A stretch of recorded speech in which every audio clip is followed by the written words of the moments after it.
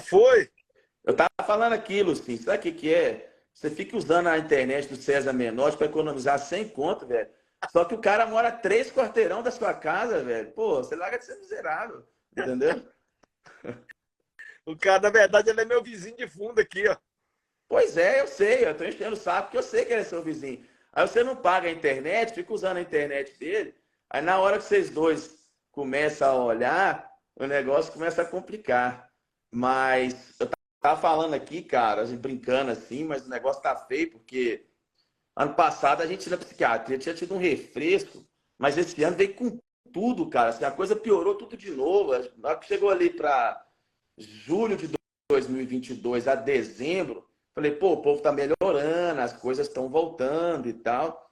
Mas assim, de janeiro para cá, olha, eu vou te dizer uma coisa, viu? O pessoal voltou a ficar grave, voltou a ficar mal, voltou a ficar doente, voltou a ficar muito sem esperança. As coisas realmente não estão fáceis, não. Não sei se você está percebendo isso.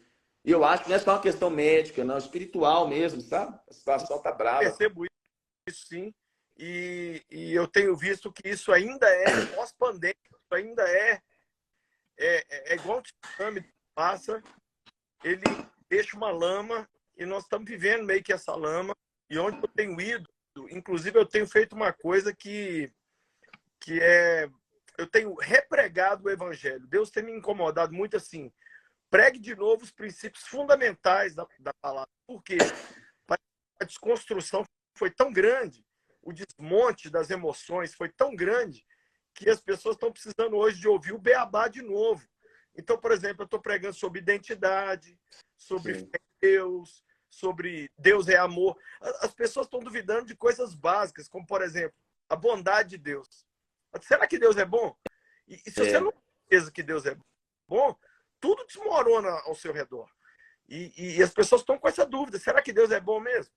Eu concordo com você. Eu tenho atendido os pacientes. Como o sofrimento chegou muito perto, o luto, a dor, a crise financeira, as pessoas estão questionando. Eu concordo contigo. A soberania de Deus, elas questionam se Deus escuta orações, elas, elas escutam que, principalmente a galera que foi muito refém da teologia da prosperidade, esses evangelhos da autoajuda. Ah, Deus não funciona para mim, Deus tem filhos prediletos, Deus ama um mais do que o outro. Então, assim, são pilares de fé que estão sendo realmente questionados. Eu acho bacana você falar sobre isso, né? Porque isso é uma coisa interessante, cara. Isso afeta a saúde mental. Veja bem, se você tem uma fé desequilibrada, se você vive um evangelho ruim, né? Se você não tem um Deus que te ama, um Deus que te escuta, se você não crê que Deus governa o universo, não precisa ser calvinista para acreditar nisso. Se você não quer que Deus tenha um controle da situação, que ele levanta rei, que ele destrona rei, que ele escuta suas orações, cara, a fé, ela não te traz vida abundante, ela vira até uma coisa pior, ela te castra na sua vida pessoal e ela te adoece mais. Então, assim, eu acho bacana você falar isso, porque de pregar o básico, porque as pessoas estão precisando. Você vê, sábado eu fui pregar numa igreja, cara, eu fiz um apelo pesado no final, chamei na frente quem estava querendo morrer, quem estava querendo se suicidar. Cara, tinha umas, sei lá, umas 500 pessoas na igreja. Umas 50 pessoas foi na frente, cara. Ou seja, 10% da galera que estava presente na igreja foi lá na frente para receber oração. E não foi aquela oração assim, tipo, vem aqui quem está triste. Se eu tivesse feito essa oração, quem está desanimado, acho que todo mundo. Mas assim, ou seja, a situação está apertada, né? Não sei se nas suas pregações aí, você que prega muito para jovens, você está vendo isso também, assim, a galera quebrando? Fiz a mesma coisa que você falou aí numa igreja, em Belém. Eu falei, quem está querendo morrer, vem aqui na frente. O altar lotou de gente. Eu não sei dizer quantas pessoas, mas eu falei assim, eu quero que venha quem está planejando o seu suicídio. Essas pessoas, porque eu falei que eu cheguei a planejar meu suicídio. Eu contei de quando eu perdi minha mãe, caminhos que isso me levou, a minha desesperança. E aí eu contei isso, falei assim, se você está aqui hoje e está nessa também, eu quero que você venha aqui na frente. Então, isso é muito chocante, porque são pessoas que estão dentro da igreja. A gente cresceu num evangelho, batia no peito e falava assim, no meio evangélico não há suicídio, no Não meio tem evangélico depressão. são olha a diferença entre o crente e o não crente, mas se bobear, foi aí a questão principalmente dos neopentecostais, eles ficam mais bugados e parece que a dor deles é maior, porque a ideia que eles têm é que tinha que ter feito. Deus tinha que ter feito. E se fez, é porque o não cristão ele fala assim, eu não estou bem com Deus mesmo, se lasque lá. Não, e o não cristão, é que a Bíblia diz, ele é mais ágil na sua geração do que os filhos da luz. Se ele está mal, ele vai lá e faz terapia, toma remédio e ele se vira. E o crente não, cara, ele fica perdido nesse universo aí, né, de religiosidade, então, não, de que ele... Ismael, que ele precisa, que ele está doente nas emoções, isso aí já é uma coisa assim, já é 80% da cura. 80%. É uma coisa que você fala sempre que eu gosto. O crente deixa de ir no dentista? Não, ele vai no dentista. Aqui, eu tô com óculos na cara. Por que eu tô com óculos na cara? Por que eu vou no oftalmologista, né? Aí, quando o problema é daqui para baixo, beleza, toma um remédio. Quando é daqui para cima, não posso tomar. Deus não... Onde está Deus em tudo isso? Eu creio numa coisa chamada graça comum. O que é graça comum? Deus deu sabedoria ao ser humano para criar avião, criar roupa, criar remédio, criar tudo para a gente poder viver uma vida mais confortável, suportável. E essa graça comum tem sido negada por muitos cristãos. Eles acham que Deus que tem que fazer determinadas coisas. Mas aí que entra, cara, esse seu livro, mano. Olha, você chegou aí, né? Chegou, maravilha. Lindo demais. Isso aqui, ó, vai curar muita gente, porque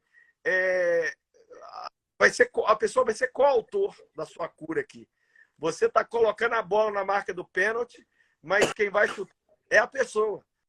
E as perguntas e as reflexões que cada um vai ter que fazer vão forçar a pessoa a ter que repensar, à luz de Jesus, as suas emoções, né? Você não colocou psiquiatria, você colocou Jesus é psiquiatria, ou seja, em Cristo temos cura, em Cristo nós temos uma resposta.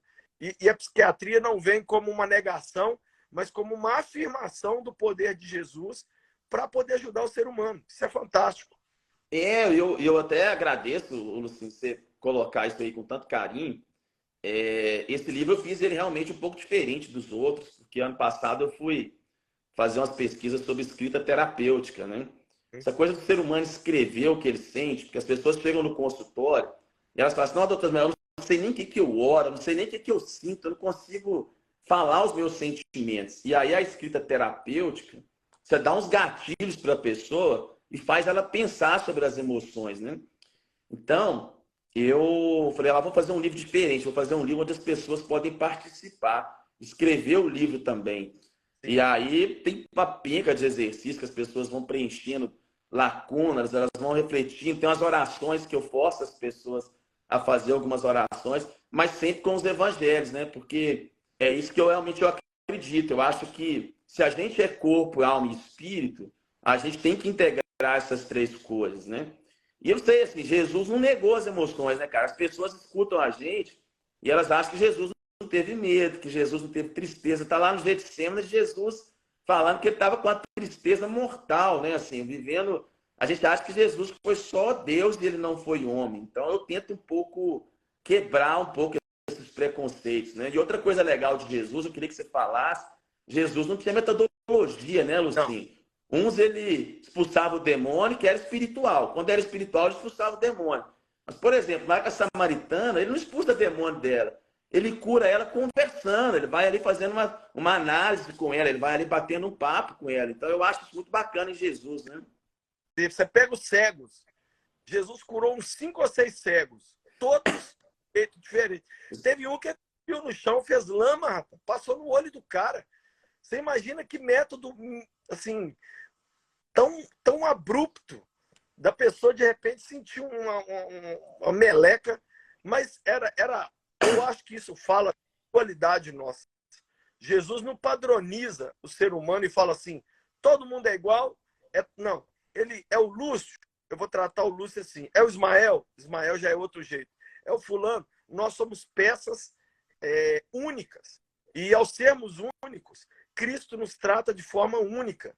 E isso é maravilhoso. Uma coisa que eu percebo em todas as análises de Jesus, principalmente nos encontros dele com o indivíduo, é que ele conduzia a conversa, que é o que você faz aqui no livro. Por exemplo, o encontro de Jesus com Nicodemos. Nicodemos vira para Jesus e fala assim: tu és mestre em Israel, porque ninguém pode fazer o que tu fazes se Deus não estiver contigo.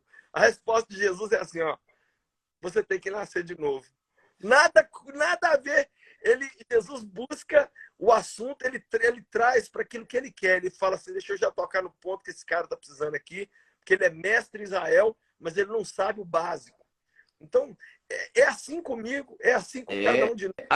A gente tem que escondê-lo, sim, por trás da religião. Você citou essa passagem aí, tem uma até que eu coloquei no livro, que eu acho uma das mais maneiras, é a da mulher samaritana.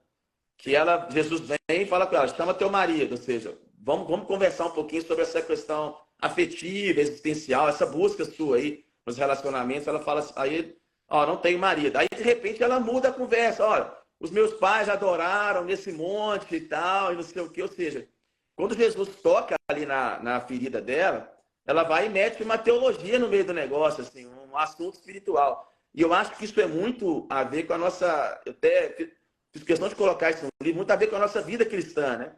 Sim. A gente, quando começa a mexer com as emoções, não sei se você percebe isso, a gente se fecha na religiosidade, cara. A gente começa a decorar um monte de clichê evangélico, um monte de palavra decorada: Jesus é alegria, euforia, crente não tem depressão, crente não tem ansiedade, eu tenho que determinar, eu tenho que gerar no mundo espiritual e tal. E aí a galera não é honesta com o que sente com Jesus, né? Então, assim, isso é muito comum, né? Você não vê isso, assim, a galera entra numa religiosidade e acha que consegue esconder de Deus o que está passando, o que está sentindo e tal. Eu chego no púlpito e conto que eu já tive 3 vezes. Eu vejo, Ismael, é tão nítido que eu tô falando assim, parece que eu dei um soco nas pessoas, que elas fazem assim, ó. Elas ficam surpresas do simples citar isso, que as pessoas pensam: poxa, mas então, como se fosse assim, com que autoridade então que você está pregando? Mas, na verdade, eu digo o seguinte: todo mundo tem suas neuroses, suas até psicoses, mas se você tem uma loucura boa, que é essa loucura por Jesus, essa loucura, ela te sustenta. Esse amor por Deus, ele chega até a base das suas emoções. É verdade que o cristão sempre vai lutar enquanto estiver nesse mundo? Sempre vamos lutar. Mas eu creio que 50% da luta está vencida quando a gente sai da negação. É como diz a música lá: passar as evidências, enganando as aparências. Não, a gente tem que chegar e falar assim: eu não estou bem, eu sou de Jesus, eu não estou bem, mas eu vou procurar um socorro para mim, eu vou procurar ajuda profissional para mim, mas eu também vou procurar em Cristo rever minha fé, rever minha caminhada sem me demonizar, porque as pessoas vão para extremos. Hoje, Ismael, eu vejo que a sociedade é assim, ó: ou o povo é narcisista, ou o povo se vê como o lixo do universo. Não é nenhum nem outro. Ou às vezes nas emoções, assim, na própria igreja, ou espiritualiza tudo. Isso. E coloca tudo no balaio de gato. É maldição familiar, é porque você não deu dízimo semana passada, é o diabo, fizeram um trabalho para você, fizeram isso, aquilo.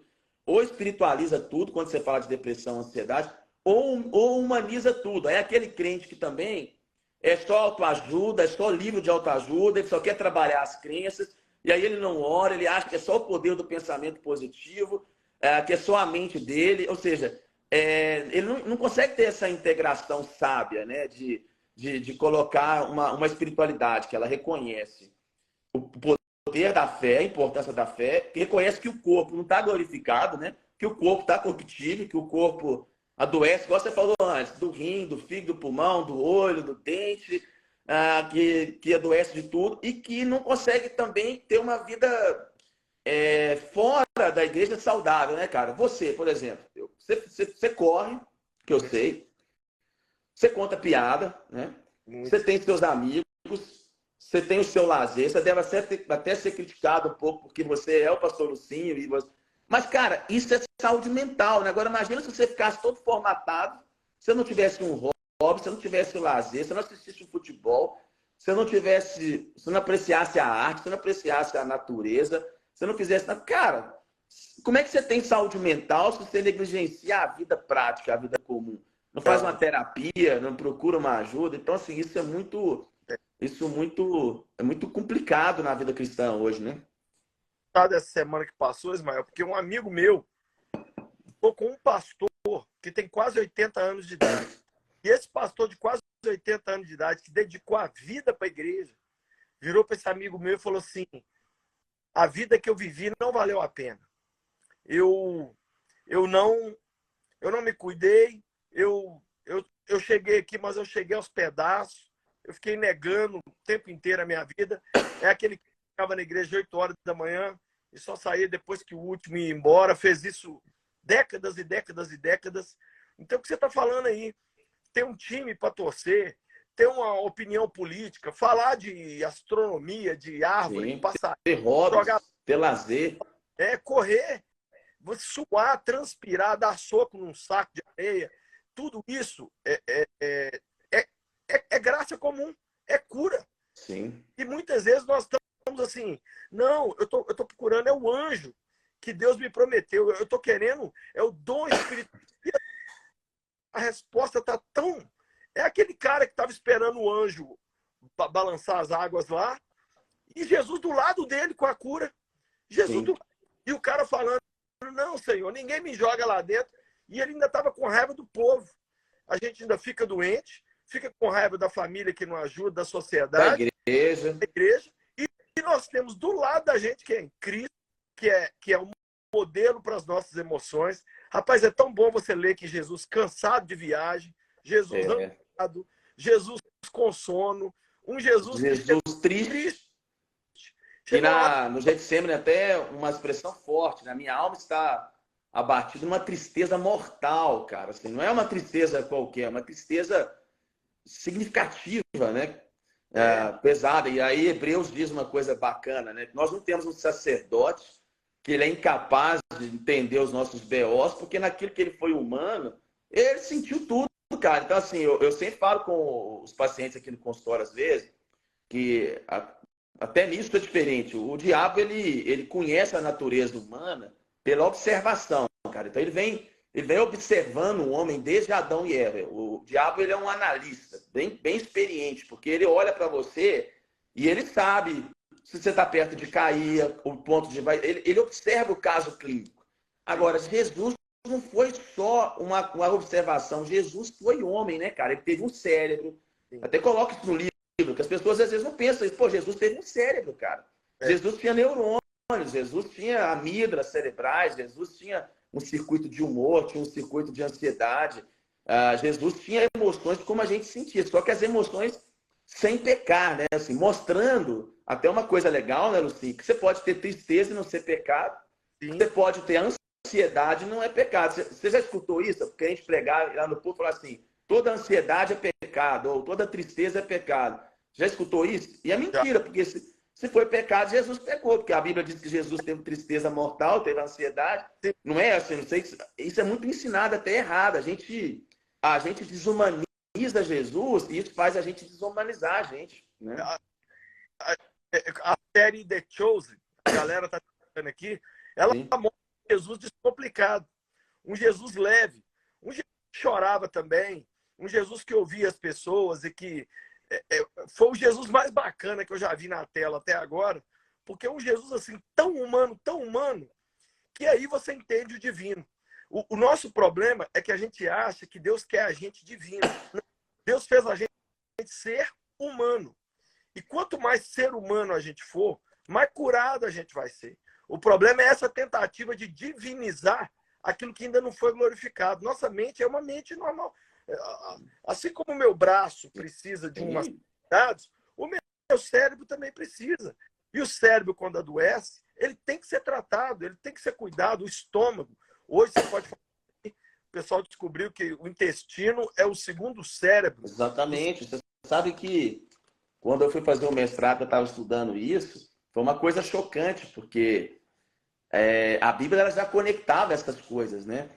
A Bíblia, por exemplo, diz assim: a dor do coração faz secar os ossos, o coração alegre aformoseia o rosto. Ou seja, a Bíblia já adiantava muito sobre essas questões da psicossomática, né? E tudo. Daniel, né? Você pega lá Daniel, quando ele não come o manjar do rei, ele fica melhor e mais bem disposto, né? Ou seja, e você estava falando isso aí, até um dos capítulos que eu coloquei nesse livro novo acho que é o, deixa eu ver, é o 11, o dia 11, que é um devocional de 30 dias, né? Uhum. O dia 11 é: Jesus sabe que nem tudo é espiritual. Porque tinha casos, tem até um texto em Marcos que fala assim: Jesus curou os loucos e os endemoniados. No mesmo, isso aí, exatamente. Jesus sabe que nem tudo é espiritual. Porque Jesus separava as coisas, cara. Quando ele batia o raio-x dele ali e tinha que expulsar o demônio, ele expulsava. Mas quando era uma questão emocional, ele conversava, ele tinha uma argumentação. Você vê o cego aí, tem um cego que ele cura em 2 etapas, né? Ele põe a mão no cara e depois o cara não vê, ele vai lá e encosta no cara de novo. Sim. Então, assim, se a gente prestar atenção em Jesus, a gente não espiritualiza tudo, cara. Não. A gente não sai assim desumanizando. Você falou uma coisa do The Chosen aí, só para você falar mais do The Chosen, mas outro dia eu recebi um texto, eu achei muito louco. É uma galera teológica, ortodoxa, americana, criticando o The Chosen, descendo o pau, porque colocou um Jesus humanizado demais. Aí você vê, olha como que as pessoas elas são reféns, cara, de uma espiritualidade tóxica. Quando alguém vem e resolve e faz um negócio bonito, que mostra Jesus, o que a gente acha que era mesmo mais perto de um ser humano, que tinha um corpo, que tinha emoções, então a galera começa a criticar, porque não consegue aceitar que Jesus tinha sentimentos, que ele tinha emoções, que ele lidou com emoções como a gente lidou, né? Eu estou lembrando de um texto: Jesus está para o alto do monte com os discípulos, a glória de Deus apareceu, Moisés e Elias apareceram, era glória pura, foi o culto mais top que já existiu. Os 3 mais desviados do culto eram Pedro, João e Tiago. Aí ele desce o monte da transfiguração, levitando. Na hora que no pé do monte, ele encontrou 9 discípulos tentando expulsar o demônio de uma criança, ele não conseguia. Sim. Pegou e deu um grito, falando assim: até quando eu estarei com vocês e terei que suportar vocês? Então, eu vejo ali uma humanidade tão grande, né? Vamos dizer assim, um lado de Jesus explosivo. Na hora que ele pega o chicote e entra no templo e sai batendo. Eu estou Exatamente. para dizer que o Jesus do The Chosen ainda não é tão humano quanto o Jesus real realmente foi. Ele foi demais. Então, assim, por isso que eu não gosto de ser fake. Por que tem muita gente que às vezes não gosta da gente? Porque a gente quer viver o mais perto do real possível. E o real machuca. Mas aí eles xingam a gente na internet, eles cancelam a gente, bate, tá, né? Eu vou agora pedir perdão às pessoas por ser alegre, por torcer para o meu time, por ter uma ideia política, por querer comer. Ó, o que eu estou fazendo agora? Eu cortei da minha vida, Ismael, toda comida inflamatória. Toda comida inflamatória. Eu sentei com a Paty e falei: Paty, nós vamos parar de comer esse bolo. Isso aqui está cheio de açúcar e glúten. Nós vamos cortar isso aqui, isso aqui, isso aqui. Cortei um monte de coisa. E substituir por coisas saudáveis. Eu estou vendo o impacto assim, ó. Não, isso é fato. A gente até conversou numa outra live que a gente fez, né? Uhum. Antigamente a gente achava assim que o grosso dos quadros depressivos e ansiosos no consultório eram genéticos. E hoje a gente sabe que é a minoria. Hoje, mais ou menos 1/5 só dos quadros depressivos e ansiosos são genéticos, né? E a depressão e a ansiedade hoje, ela é muito mais uma doença inflamatória do que uma doença genética na maior parte dos pacientes. Aí quando a gente fala de doença inflamatória, as pessoas pensam em inflamação aguda, Covid, virose e tal, mas na verdade não é. O estresse crônico, ele é a maior causa de doença psiquiátrica hoje. E as pessoas ignoram isso que você está falando. O estresse intestinal, porque as pesquisas mostram, isso é uma coisa que você falou que é interessante, até coloquei isso no livro também, sobre hábitos para a saúde mental. Apesar de não ser o foco principal desse livro, porque o foco principal desse livro é Jesus e as emoções, mas tem várias pesquisas, Lucinho, que você pega uma população. Foi feito um estudo na Austrália, muito bacana. Eles pegaram 2 grupos de pacientes com depressão e fizeram um estudo chamado Smile. O título é Smile. Depois eu posto nas stories aqui o link para quem quiser baixar, porque ele está de graça. Aí um grupo, eles pegaram e deram só antidepressivo para os caras. O outro grupo, eles colocaram a galera numa dieta mediterrânea. Dieta mediterrânea é mais difícil no Brasil, mas era assim, castanha, legume, fruta, oleaginosa e muito azeite, assim. Ela tem muito azeite e ela tem pouco carne vermelha. E aí, o que eles fizeram, cara? Eles aplicaram uma escala de depressão e ansiedade, fizeram os exames lá de sangue e tal, e aí eles mediram depois a resposta clínica desses pacientes depois de 12 semanas. O grupo que fez a dieta mediterrânea teve 32% mais resposta ao tratamento do que o grupo que só tomou antidepressivo. Aí tem uma série de questões, por exemplo, pacientes com alergia alimentar, que tem intolerância à lactose e glúten, eles se beneficiam. Quer ver uma coisa? Vou dar um exemplo aqui, muita gente não vai gostar, mas é um exemplo bom. Você sabe qual que é o maior estudo no mundo sobre o efeito do jejum na saúde? Qual? Com muçulmanos no Ramadã. É. Olha o que os caras fazem. Eles vão lá no Ramadã, pegam lá os muçulmanos, fala assim, cara, você quer participar de um estudo aqui clínico para a gente ver sobre a saúde do corpo? Aí o cara, beleza. Aí eles vão lá e tiram o exame de sangue da galera. Idosos, os marcadores de inflamação, interleucina 6, 9, TNF, não precisa guardar esses nomes não. E alguns eles fazem um exame de imagem da cabeça dos caras para ver regiões do cérebro relacionadas a estresse, a ansiedade e tal. O Ramadã são 30 dias. Então, o que os caras fazem? Eles fazem um jejum até o pôr do sol e comem um pouquinho lá no desjejum. No outro dia, começa de novo. E eles vão vendo. Cara, quando dá 30 dias, eles repetem os exames, a galera está muito menos inflamada, as toxinas do corpo estão muito mais baixas e etc e tal. Aí tu vira pro crente hoje e fala com ele que ele tem que jejuar. Que isso é uma disciplina espiritual. Aí o cara xinga, fala, não, isso é graça, não sei o quê. E as pessoas, eu falo principalmente alguns grupos evangélicos até, subestimam o poder disso. Porque o jejum, você falou da alimentação, não é a prosa nossa não, mas o jejum, ele tem um efeito biológico cabuloso, porque o jejum ele faz autofagia, que é tipo uma limpeza celular. Quando você faz jejum, as suas células, o seu corpo, as mitocôndrias, todo o seu metabolismo celular muda. E você começa a fazer uma limpeza do seu próprio corpo. O jejum tem um efeito espiritual, isso é inegável, né? Isso aí eu não tenho dúvida nenhuma disso. Jesus falou sobre, isso aí é porque é jejum e oração. E o jejum, ele te treina, cara, psicologicamente, né? Assim, a renúncia do material e tudo do jejum, ela te treina também a resistência psicológica. Então, é uma coisa muito bacana sobre isso. E aí você tem vários estudos, está falando de alimentação, sobre jejum intermitente e depressão, jejum intermitente e ansiedade. Os pacientes psiquiátricos que fazem jejum intermitente, isso independente de oração, viu, gente? Estou falando aqui em geral. Esquece agora aqui. Só do cara fazer pelo fim metabólico, ele tem resultados, cara. Aí você imagina aí se ele concilia com oração, com a fé e etc e tal. Muito interessante isso, né? É muito real e eu noto isso na vida. É lógico que a gente está sempre focando mais o lado espiritual, mas a verdade, Ismael, é que muita coisa que a gente acredita ao diabo é mal cuidado da gente mesmo com a gente mesmo.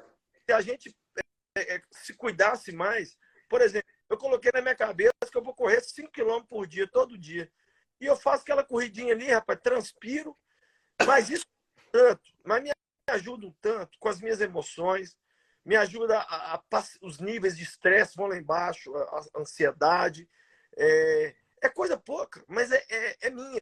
E eu vejo isso como pequenas chaves que Deus vai depositando, dando para a gente saber gerenciar. Agora, tem gente que não vai curtir correr como eu e você. Eu li mas vai fazer um boxe, vai fazer uma caminhada rápida. Tem uma pessoa que postou que agora que o terapeuta dela recomendou ela aula de dança. E que está nervoso. Olha que bacana. Não, mas aí a irmãzinha vai fazer aula de dança, ela escuta-se lá na igreja que a aula de dança é pecado. Que ela não pode fazer aula de dança. Que aquilo ela não está glorificando a Deus e tal. E aí, nessa espiritualização e nessa negação do corpo, as pessoas deixam de se cuidar. Você quer ver uma coisa interessante? Você falou sobre corrida. Eu corro muito, assim, porque eu faço maratona. Então, semana que vem eu tenho a maratona do Rio. Mas nos estudos mostram que você não precisa de correr muito. Teve um estudo em Taiwan, cara, 200 mil pessoas, eles queriam ver sobre longevidade e tal.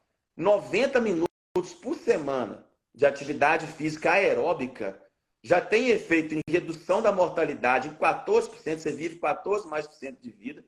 Um outro estudo foi feito sobre pacientes com transtorno de ansiedade, que eles faziam atividade física aeróbica, e esse estudo foi um pouquinho mais, foi 120 minutos por semana de atividade física aeróbica. Caminhar rápido, correr, pedalar, pode ser caminhada, só que não pode ser aquela caminhada assim, tem nego que caminha, velho, vendo celular, tem que suar, cara, tem que caminhar rápido, assim, o exercício para ter efeito no corpo, você tem que ter uma taquicardia, né, e tal.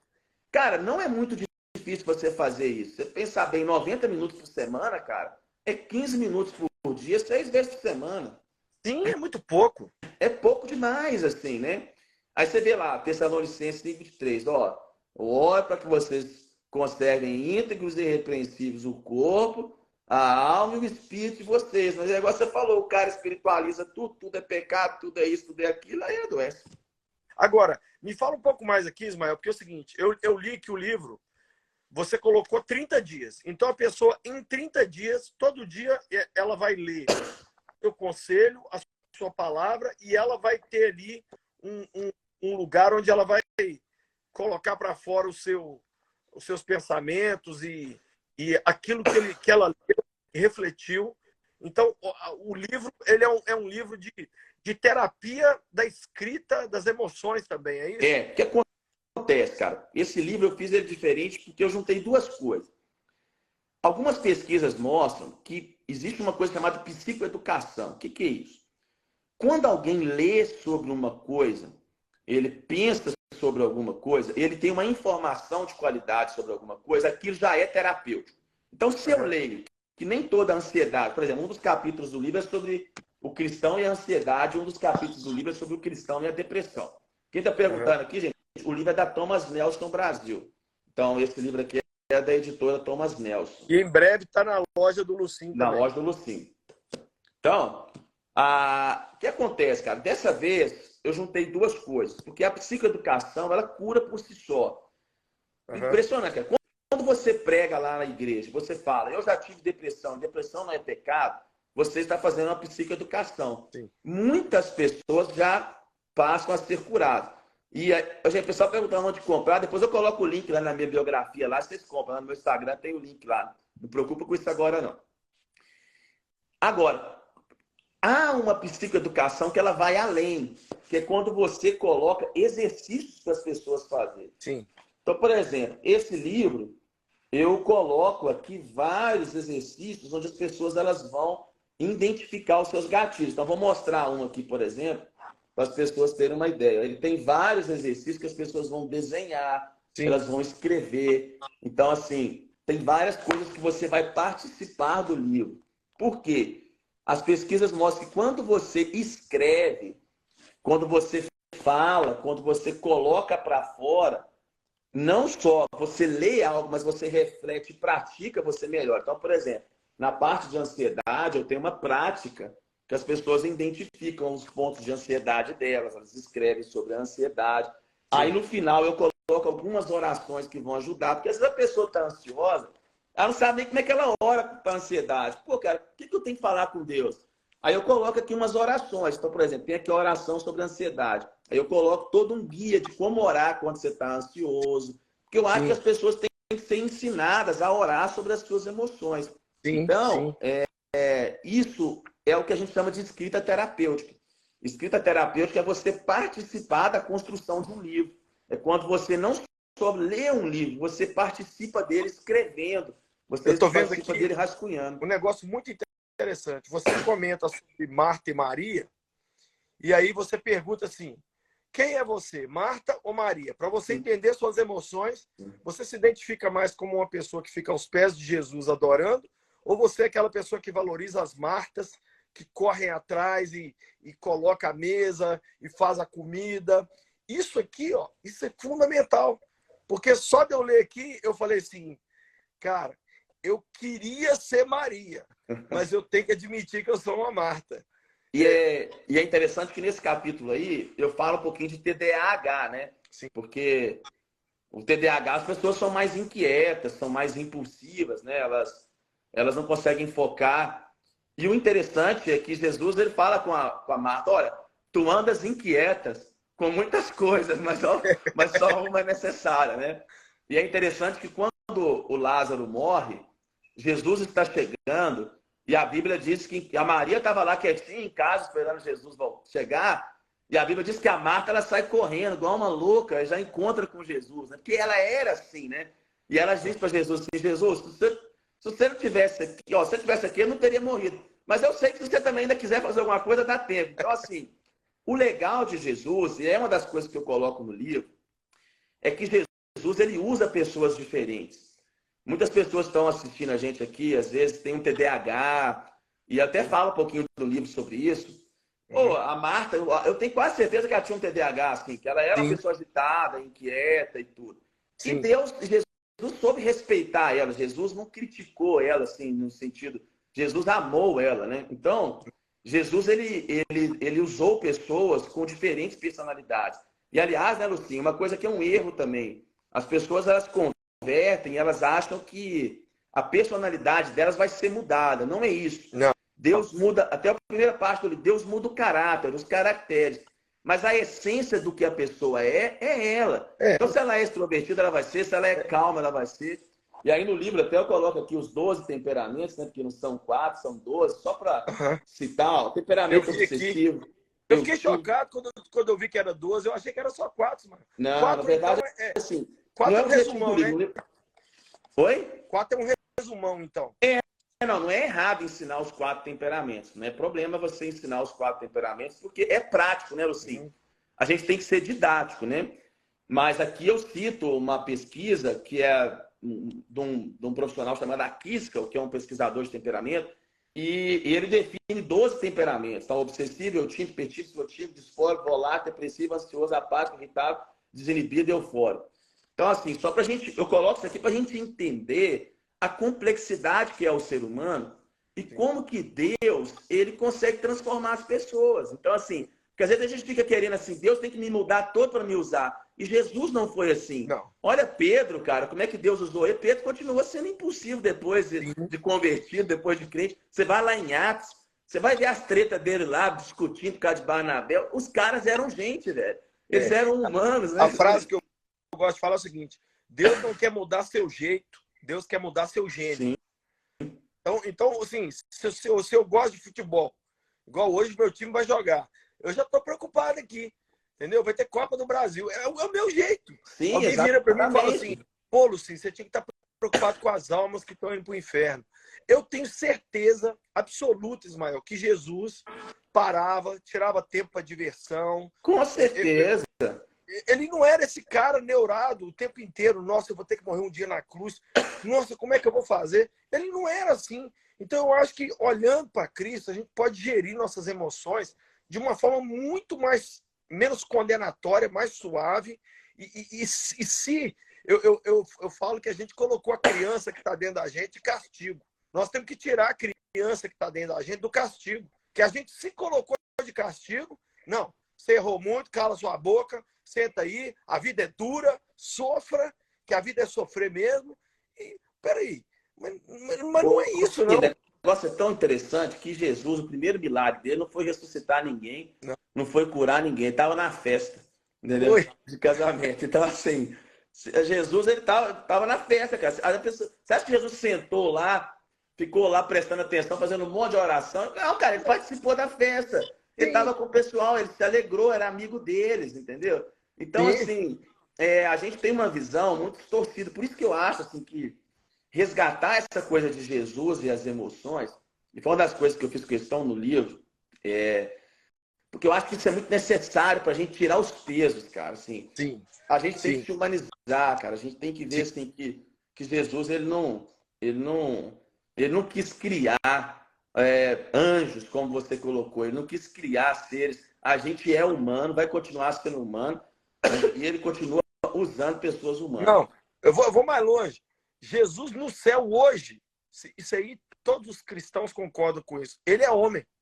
Lá no céu ele é todo Deus e todo homem. Ou seja, tem um homem assentado no trono no céu agora. É o homem perfeito Jesus.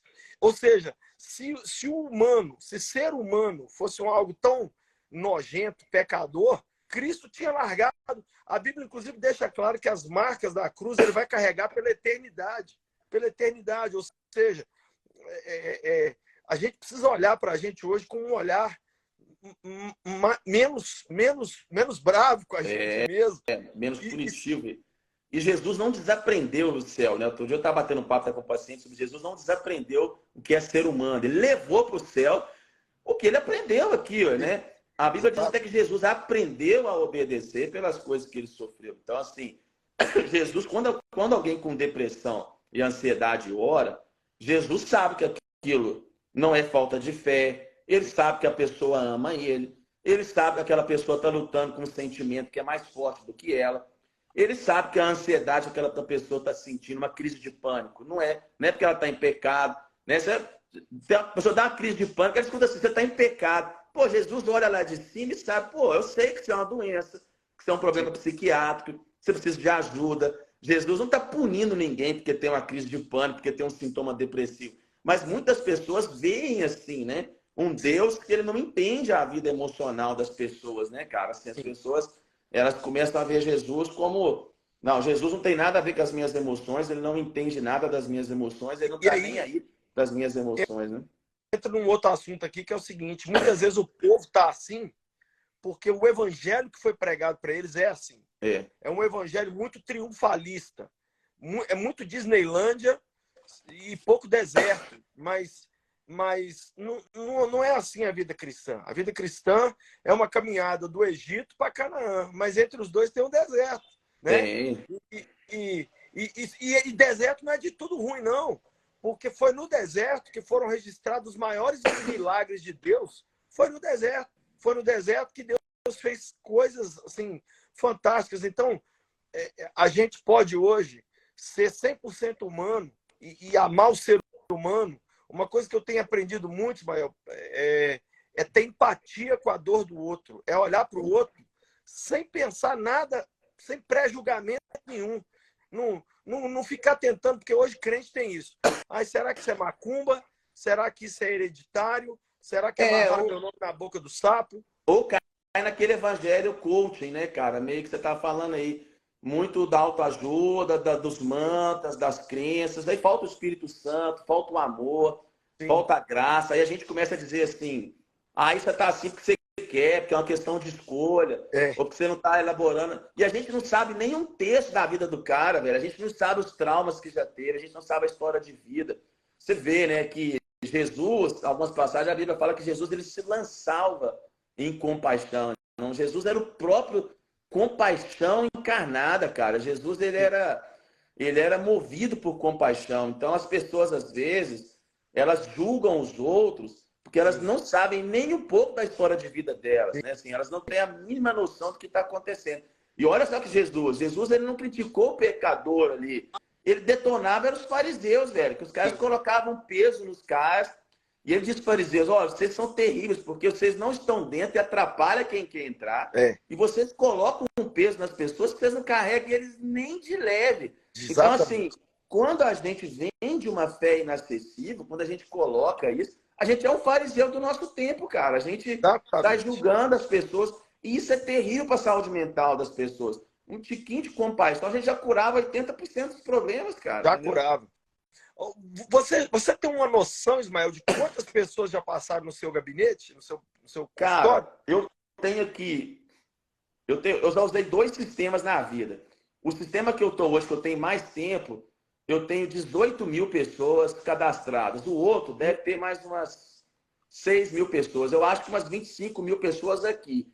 Os do SUS eu não tenho acesso. Cara, mas acho que arredondando aí, umas 35 mil pessoas, se somar os SUS, eu já devo ter tratado na vida. Entendeu? 35 mil pessoas.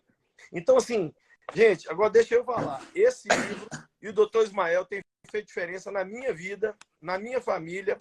O tanto de amigo meu que eu já indiquei para não só ler os livros do Dr. Ismael, tem um outro também, A Procura da Felicidade, depressão que todo cristão precisa saber. tem eles todos na minha loja virtual, porque... E esse que chegou aqui agora, gente, ele conseguiu colocar dois temas que são quase antagônicos. Falar de Jesus e falar de psiquiatria são dois tabus por si só. Mas o livro, ele é um livro que vai te ajudar demais da conta. Ele vai colocar o link aí, é porque o livro foi lançado pela Thomas Nelson, né? Inclusive, ainda não tem na minha loja, na verdade, está chegando, Ismael, que a Thomas Nelson está mandando para a gente. Mas quem fizer a caminhada de 30 dias com esse livro aqui, com certeza vai ser um gestor muito melhor das suas emoções e vai ser uma pessoa que vai parecer mais com Jesus. Não é esse o objetivo, Ismael? É uma pessoa que tem umas emoções... Entender as suas emoções com o olhar de Jesus. Sim. E olhar para os outros com o olhar de Jesus também. Então, não é um livro só para quem está doente. Você quer ajudar, fazer um grupo de estudos, como é 30 dias, você tem alguém que está precisando, você pode comprar. Sim.